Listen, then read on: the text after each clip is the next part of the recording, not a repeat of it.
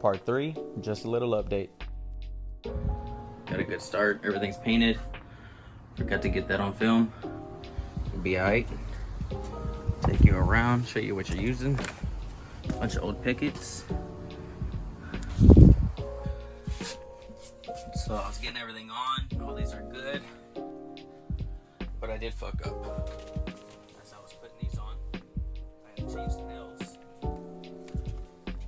Guess I didn't see they were the wrong size. So I shot through my fucking camera.